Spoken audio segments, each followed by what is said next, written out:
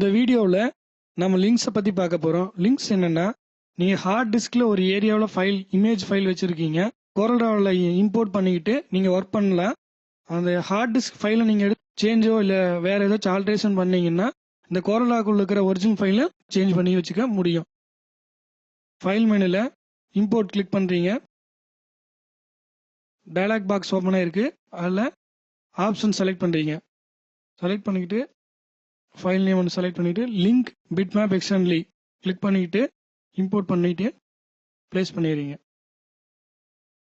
இந்த இமேஜ் பார்த்தீங்கன்னா கிளியர் இல்லாத மாதிரி தோணும், ஆனால் இந்த இமேஜ் கிளியராக இருக்கும்.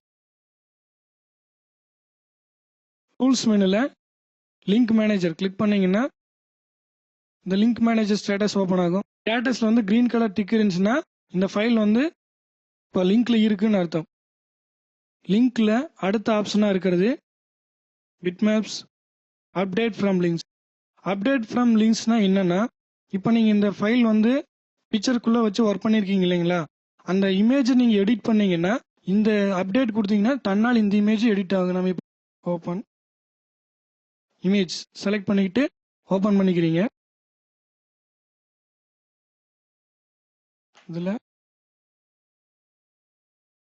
செலக்ட் பண்ணிவிட்டு கலர் ஃபில் பண்ணுறோம்.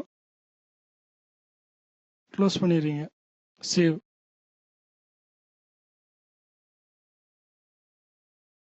இப்போ நீங்கள் இந்த இமேஜுக்கு அப்டேட் கொடுத்தீங்கன்னா தன்னால் அங்கே நம்ம என்ன ஆல்ட்ரு பண்ணிக்கிறோமோ அது இங்கே மாறிடும். பிட்மேப்ஸில் அப்டேட் ஃப்ரம் லிங்க்ஸ் கிளிக் பண்ணுறீங்க.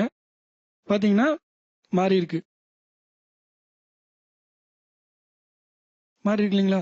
பண்ண ஃபைலை கஸ்டமருக்கு காப்பி பண்ணி கொடுக்குறோம்னா break link to externally link object click பண்ணீங்கன்னா தன்னால் அதுவே அந்த லிங்கை பிரேக் பண்ணிக்கும். இங்கே இமேஜ் நல்லா கிளியரான இமேஜாக மாறிக்கும். இப்போ நல்லா வியூவை பார்த்துக்குங்க. இப்போ பிளரான மாதிரி இருக்குது. அதே பிட்மேப்ஸில் போயிட்டு பிரேக் லிங்க்ஸ் கிளிக் பண்ணுறீங்க. இப்போ ஒரிஜினலோட என்ன குவாலிட்டி இமேஜ் இருக்கோ அதே குவாலிட்டிக்கு இங்கே இமேஜ் மாறிடும். லிங்க் தன்னால் பிரேக் ஆகிக்கும்.